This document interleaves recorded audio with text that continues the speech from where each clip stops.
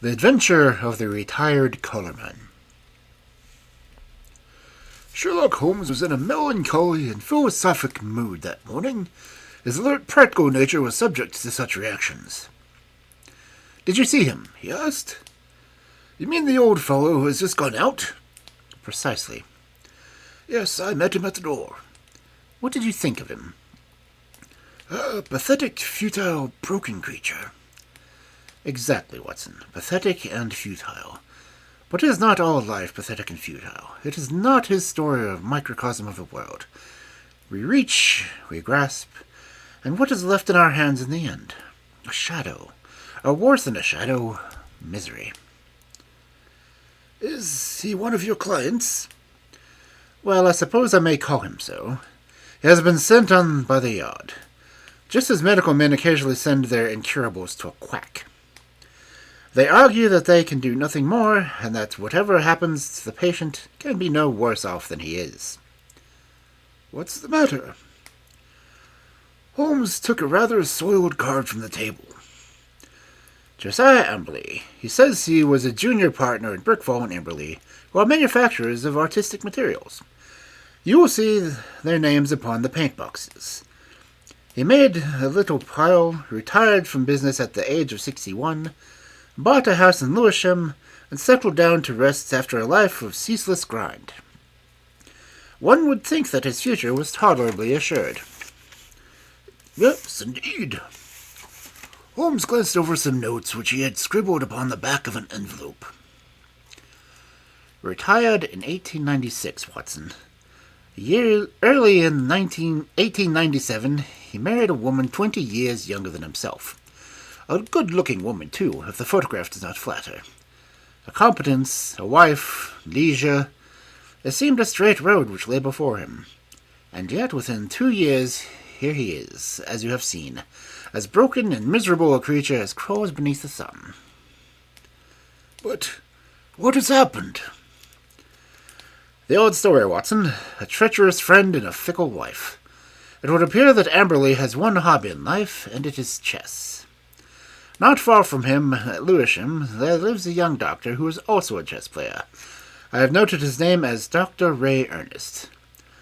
Ernest was frequently in the house, and an intimacy between him and Mrs. Amberley was quite a natural sequence. For you must admit that the unfortunate client has few outward graces, whatever his inner virtues may be. The couple went off together last week, destination untraced. What is more, the faithless spouse carried off the old man's deed-box as her personal luggage, with a good part of his life savings within. Can we find the lady? Can we save the money? A commonplace problem so far as it is developed, and yet a vital one for Josiah Amberley." "What will you do about it?" "Well, the immediate question, my dear Watson, happens to be, what will you do? If you will be good enough to understudy me. You know that I am preoccupied with this case of the 2 Coptic patriarchs, which should come to a head today. I really have not the time to go out to Lewisham, and yet evidence taken on the spot has a special value. The old fellow was quite insistent that I should go, but I explained my difficulty. He is prepared to meet a representative." "By all means," I answered. "I confess I don't see that I can be of much service, but I am willing to do my best."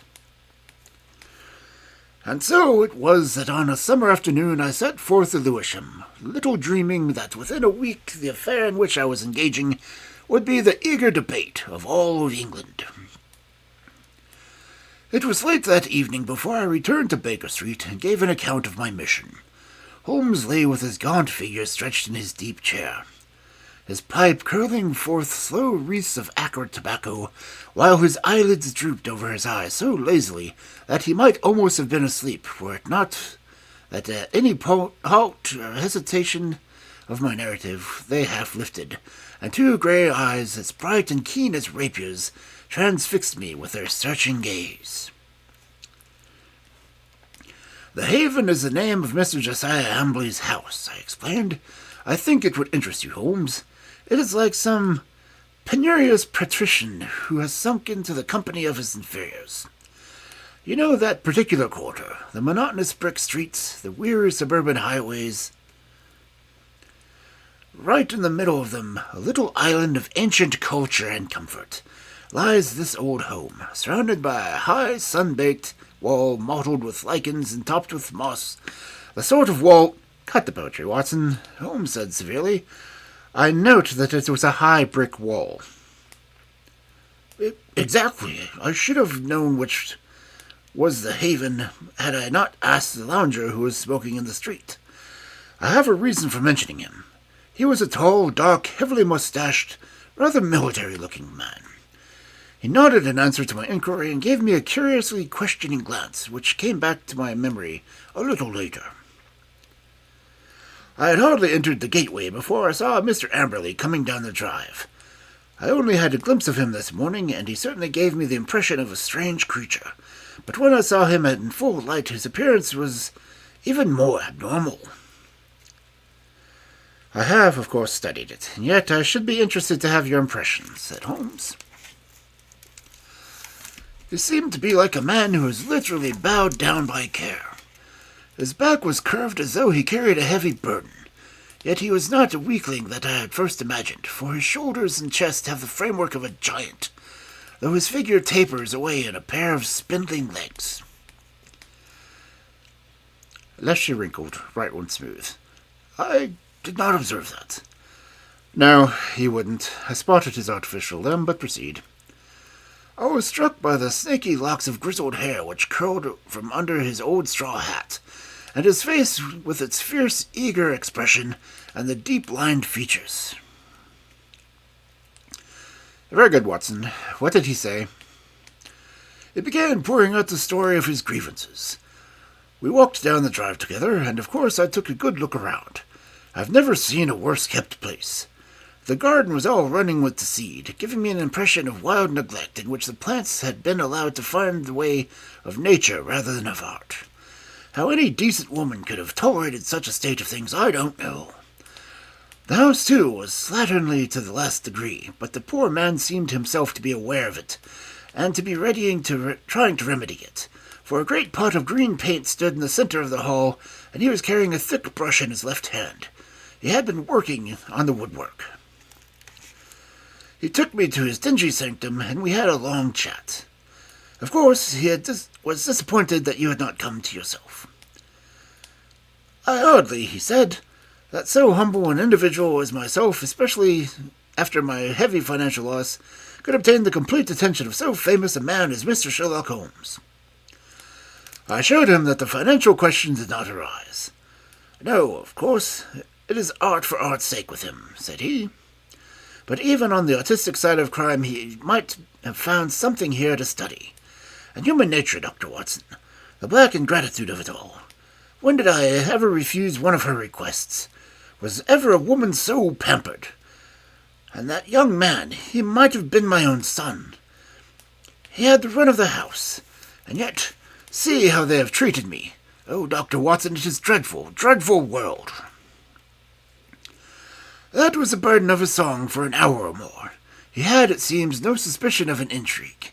They lived alone save for a woman who comes by in the day and leaves every evening at 6. On that particular evening, old Amberley, wishing to give his wife a treat, had taken 2 upper circle seats at the Haymarket Theatre. At the last moment she had complained of a headache and had refused to go. He had to go alone. There seemed to be no doubt about the fact, for he produced an unused ticket which he had taken for his wife. That is remarkable, most remarkable, said Holmes, whose interest in the case seemed to be rising. Pray continue, Watson. I find your narrative most arresting. Did you personally examine this ticket? You did not perchance take in the number.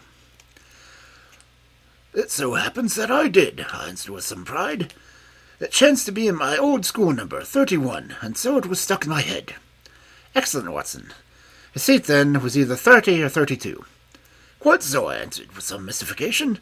And on B row. That is most satisfactory. What else did he tell you? He showed me his strong room, as he called it.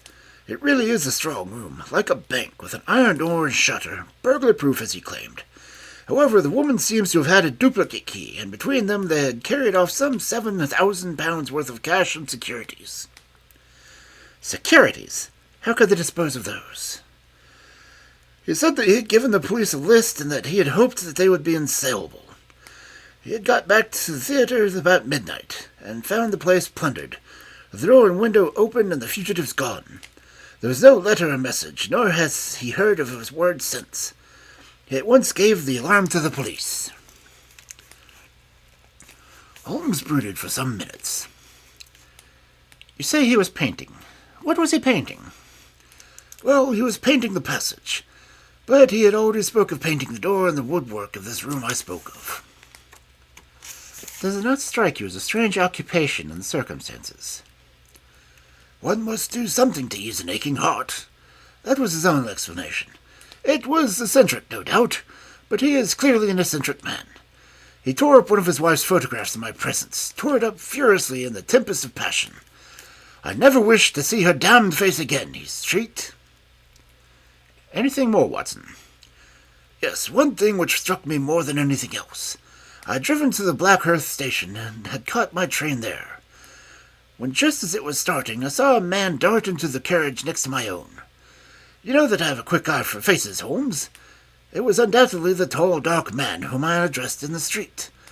I saw him once more in London Bridge, and then I lost him in the crowd. But I'm convinced that he was following me. No doubt, said Holmes. A tall, dark, heavily mustached man, you say, with grey-tinted sunglasses. Holmes, you're a wizard. I do not say so, but he had grey-tinted sunglasses. And a Masonic tie-pin. Holmes. Quite simple, my dear Watson, but let us get down to what is practical. I must admit to see that you are on the case.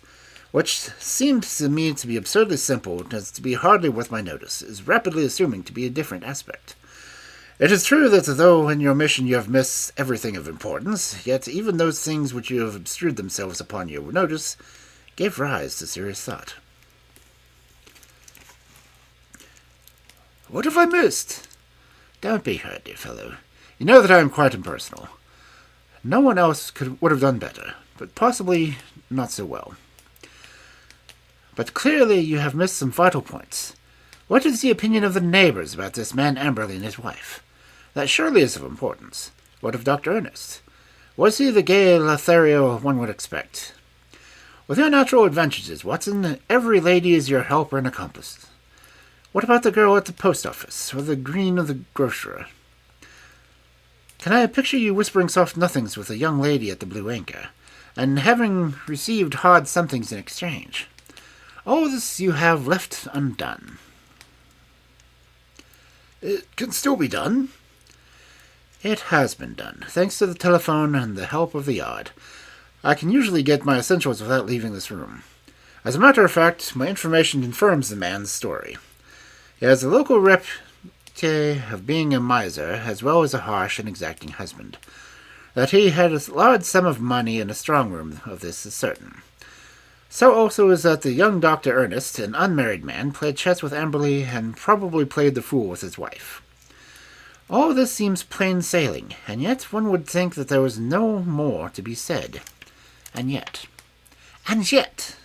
where lies the difficulty? In my imagination, perhaps. Well, leave it there, Watson. Let us escape from this weary workaday world by the side door of music. Karina sings tonight at Albert Hall, and we still have time to dress, dine, and enjoy. In the morning I was up betimes.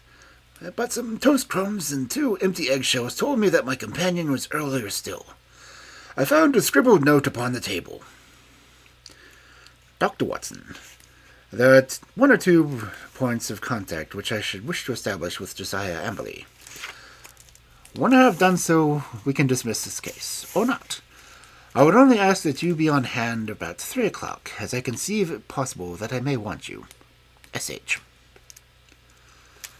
I saw nothing of Holmes all day, but at the hour named he returned, grave, preoccupied, and aloof. At such times it was wiser to leave him to himself. Has Amberley been here yet? No. I am expecting him. He was not disappointed, for presently the old fellow arrived with a very worried and puzzled expression upon his austere face. "I had a telephone, Mr. Holmes. I can make nothing of it." He handed it over, and Holmes read it aloud. "Come at once without fail. Can give you information as to your recent loss. Elman, the vicarage. Dispatched at 2:10 from Little Purlingham," said Holmes. "Little Purlingham is in Essex, I believe, not far from Frinton. Well, of course, you will start at once. This is evidently from a responsible person, the vicar of the place. Where is my Crockford? Yes, here we have him. J.C. Elman, M.A., living of Monsieur cum Little Purlington. Look up the trains, Watson." "There is one at 5:20 from Liverpool Station." "Excellent. You had best go with him, Watson. We may need help or advice. Clearly we have come to a crisis in this affair." But our client seemed by no means eager to start. "It's perfectly absurd, Mr. Holmes," he said. "What can this man possibly know about what has occurred? It is a waste of time and money." "He would not have telegraphed you if he did not know of something. Wire him at once that you are coming." "I don't think I shall go." Holmes assumed his sternest aspect.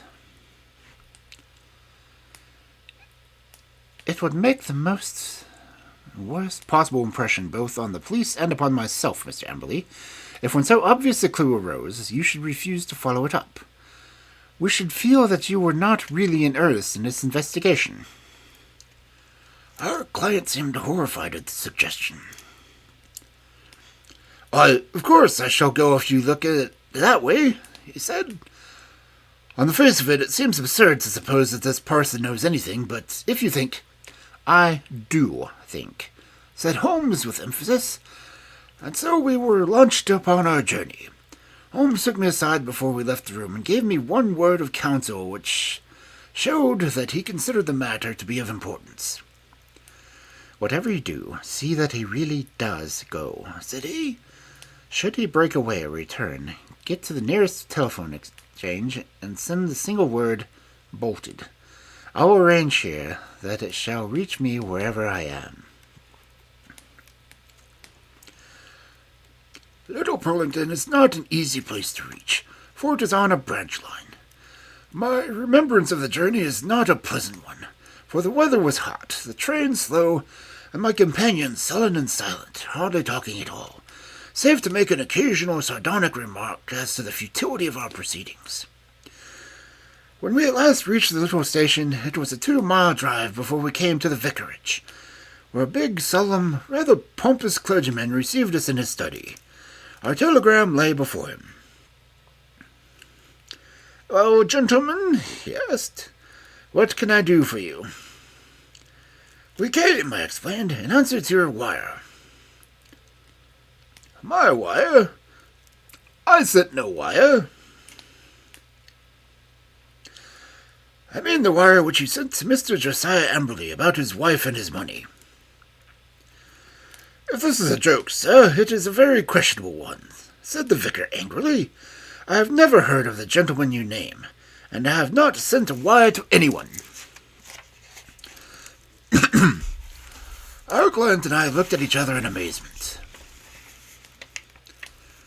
"Perhaps there is some mistake," said I. "Are there perhaps 2 vicarages? Here is the wire itself, signed Elman, and dated from the vicarage." "There is only one vicarage, sir, and only one vicar, and this wire is a scandalous forgery, the origin of which shall certainly be investigated by the police. Meanwhile, I can see no possible object in prolonging this interview." So Mr. Amberley and I found ourselves on the roadside in what seemed to be the most primitive village in England. We made for the telegraph office, but it was already closed. There was a telephone, however, at the little railway arms, and by it I got into touch with Holmes, who shared our amazement at the result of our journey. "Most singular," said the distinct voice. "Most remarkable. I must fear, my dear Watson, that there is no return train tonight. I have unwittingly condemned you to the horrors of a country inn. However, there is always nature, Watson. Nature and Josiah Amberley. You can be in close commune with both. I heard a dry chuckle as we turned away. It was soon apparent to me that my companion's reputation as a miser was not undeserved. He had grumbled at the expense of the journey, had insisted upon traveling third class, and was now clamorous in his objections to the hotel bill. Next morning, when we did at last arrive in London, it was hard to say which of us was in the worse humour. "You'd best take Baker Street as we pass," said I. "Mr. Holmes may have some fresh instructions." "If they're not worth more than the last ones, they're not much use," said Amberley with a malevolent scowl. Nonetheless, he kept me company. I was already warned Holmes by the telegram of the hour of our arrival, but we found a message waiting that he was at Lewisham, and would expect us there. That was a surprise, but an even greater one was to find that he was not alone in the sitting room of our client. A stern-looking, impassive man sat beside him, a dark man with grey-tinted glasses and a large Masonic pin projecting from his tie. "This is my friend Mr. Barker," said Holmes. "He has been interesting himself in our business, Mr. Josiah Amberley, though we have been working independently, but we both have the same question to ask you." Mr. Amberley sat down heavily. He sensed impending danger. I read it in his straining eyes and his twitching features. "What is the question, Mr. Holmes?" "Only this. What did you do with the bodies?" The man sprang to his feet with a hoarse scream. He clawed into the air with his bony hands. His mouth was open, and for an instant he looked like some horrible bird of prey. In a flash we caught a glimpse of the real Josiah Amberley, a misshapen demon with a soul as distorted as his body. As he fell back into his chair, he clapped his hands to his lips as if to stifle a cough. Holmes sprang up his throat like a tiger and twisted his face towards the ground. A white pellet fell from between his gaping lips. "No shortcuts, Josiah Ashley. Things have been done decently and in order. What about it, Baker?" "I have a cab at the door," said our taciturn companion. "It was only a few hundred yards to the station. We will go together. You can stay here, Watson. I shall be back within half an hour."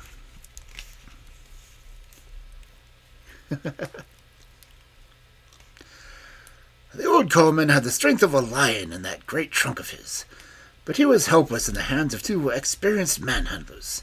Wriggling and twisting, he was dragged to the waiting cab, and I was left to my solitary vigil in the ill-omened house. In less time than he had named, however, Holmes was back, in the company of a smart young police inspector. I left Barker to look for the formalities. At Holmes, "You had not met Barker, Watson.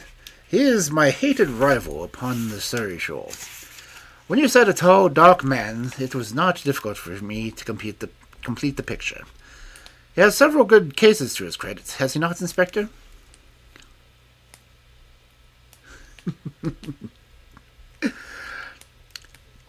"He has certainly interfered several times," the inspector said with reserve.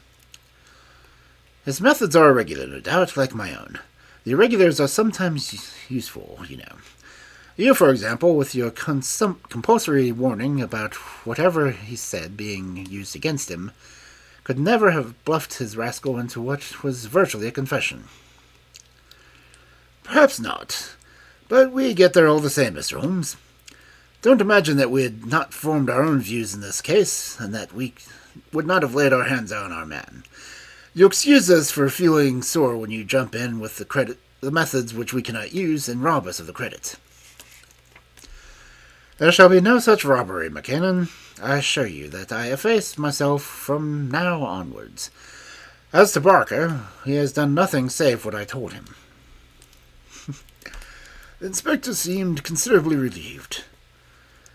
"That is very handsome of you, Mr. Holmes. Praise or blame can matter little to you, but it is very difficult to us when the newspapers begin to ask questions." "Quite so, but they are pretty sure to ask questions anyhow, so it will be as well to have answers. What will you say, for example, when the intelligent and enterprising reporter asks you what the exact points which were your aroused your suspicion, and finally gave you the certain conviction as to the real crimes?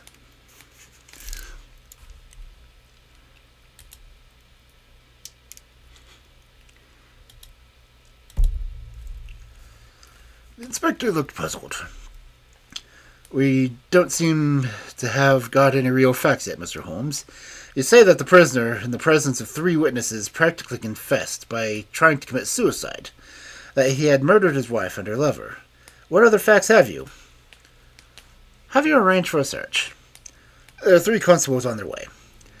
Then you will soon get the clearest facts of all. The bodies cannot be far away. Try the cellars or the garden. It should not take long to dig up the likely places. This house is older than the water pipes. They must be disused well somewhere.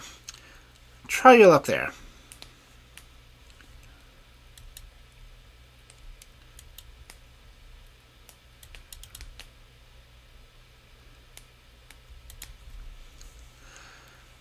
But how did you know it? How was it done? I'll show you first how it was done, then I will give you the explanation to which is due you. And even more to my long-suffering friend here, who has been invaluable throughout. But first, I will give you the insight into the man's mentality. It is a very unusual one, so much so that I think his destination is more likely to be Broadmoor than the scaffold. He has, to a high degree, the sort of mind which one associates with a medieval Italian nature rather than the modern Briton. He was a miserable miser who made his wife so wretched by his niggardly ways that she was a ready prey for any adventurer. Such as one came upon the scene in the person of this chess-playing doctor. Amberley excelled at chess, one mark, Watson, of a scheming mind. Like all misers, he was a jealous man, and his jealousy became a frantic mania. Rightly or wrongly, he suspected an intrigue. He determined to have his revenge, and he planned it with diabolical cleverness. Come here. Holmes led us along a passage with much certainty, as if he had lived in the house, and halted upon an open door of the strong room. "Pooh, what an awful smell of paint!" cried the inspector. "That was our first clue," said Holmes. "You can thank Dr. Watson's observations for that, though he failed to draw the inference. I set my foot upon the trail. Why should this man at such a time be filling his house with strong odors? Obviously to cover up some other smell he wished to conceal. Some guilty smell which should suggest suspicions. Then came the idea of the room such as you see here, with an iron door and shutter, a hermetically sealed room. Put those 2 facts together, and where do they lead? I could only determine by the examining of the house. I had already certain that the case was serious, for I had examined the box office chart in the Haymarket Theatre, another of Dr. Watson's bull's-eyes, and had ascertained that neither B30 nor B32 for the upper circle had been occupied that night. Therefore Amberley had not been to the theatre, and his alibi fell to the ground. He made a bad slip when he allowed my sure friend to notice the number of the seats taken for his wife. The question now arose how I might be able to examine the house. I sent an agent to the impossible village I could think of, and summoned my man to it in such an hour that he could not possibly get back. To prevent any miscarriage, Dr. Watson occupied him. The good vicar's name I took, of course, out of my Crockford. Do I make it all clear to you? "It is masterly," said the inspector in an odd voice. There being no fear of interruption, I proceeded to burgle the house. Burglary has always been an alternative profession, had I cared to adopt it, and I had little doubt that I should have come to the front. Observe what I found. You see the gas pipe along the skirting here. Very good. It rises in an angle of the wall. And there's a tap here in the corner. The pipe runs out into a strong room, as you can see, and ends in the plaster rose in the ceiling in the center, where it is concealed by the ornamentation. That end is wide open. At any moment, by turning the outside tap, the room could be flooded with gas. With door and shutter closed and trap on full, I should not give 2 minutes of unconscious sensation to anyone shut up in this little chamber.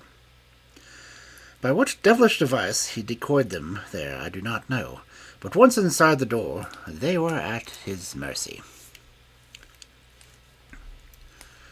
The inspector examined the pipe with interest. One of our officers mentioned the smell of gas, said he, but of course the window and the door were open, and the paint, or some of it, was already about. He had begun to work on the painting the day before, according to his story, but what next, Mr. Holmes? Well, that came an accident which I rather unexpected to myself. I was slipping through the pantry window in the early dawn when I felt a hand inside my collar, and a voice said, "Not now, you rascal. What are you doing in here?" When I could twist my head round, I looked into the tinted spectacles of my friend and rival, Mr. Barker. It was a curious foregathering, and set both of us smiling. It seems that he had been engaged by Dr. Ray Ernest's family to make some investigations, and had come to the same conclusion as to foul play. He had watched the house for some days, and had spotted Dr. Watson as one of the obvious suspicious characters who called here. He could hardly arrest Watson, but when he saw the man actually climbing out of the pantry window, where there came a limit to his restraint. Of course, I told him how matters stood, and we continued the case together. "Why him, and why not us?" "Because it was in my mind to put that little test which answered so admirably. I fear you would not have gone so far." The inspector smiled. "Well, maybe not, Mr. Holmes. I understand that I have your word, that you step right out of the case now and turn in all your results over to us." "Certainly. That is always my custom." "Well, in the name of the force, I thank you. It seems a clear case, as you put it, and there can't be much difficulty over the bodies." "I'll show you a grim little bit of evidence," said Holmes, "and I'm sure that Amberley himself never observed it. You'll get results, Inspector, by always putting yourself in the other fellow's place, and thinking what you would do yourself. It takes some imagination, but it pays. Now, we will suppose that you were shut up in the little room, had not 2 minutes to live, but wanted to get even with a fiend who was probably mocking at you from the other side of the door. What would you do?" "Write a message." "Exactly. You would like to tell people how you died. No use writing it on paper, that would be seen. If you wrote on the wall, some eye might rest upon it. Now, look here. Just above the skirting scribbled in purple in illegible pencil. That's all. What do you make of that?" "Well, it's only a foot above the ground. The poor devil was on the floor and dying as he wrote it. He lost his senses before he could finish." He was writing, "We were murdered." "That's how I read it, if you find an indelible person on the body." "Well, look for it, you may be sure, but those securities. Clearly there was no robbery at all, and yet he did possess those bonds. We verified that." "You may be sure he has hidden them in a safe place. Then the whole elopement had passed into history, he suddenly would have discovered them, announced that the guilty couple had relented and sent back the plunder, or had dropped it on the way." "You certainly seem to have met every difficulty," said the inspector.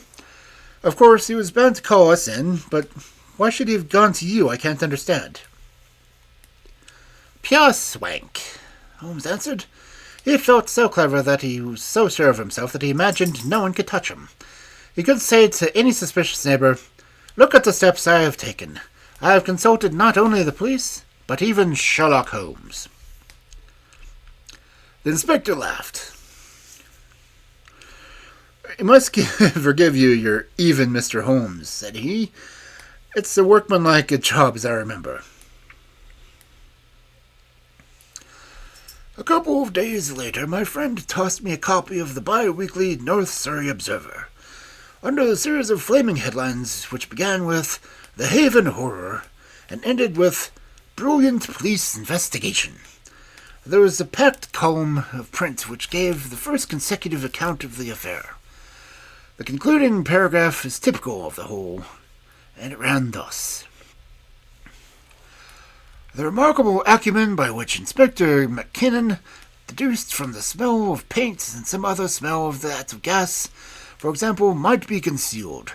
The bold deduction that the strong room might also be the death chamber, and the subsequent injury which led to the discovery of the bodies in a disguised well, cleverly concealed by a dog kennel, should live in the history of crime as a standing example of the intelligence of our professional detectives.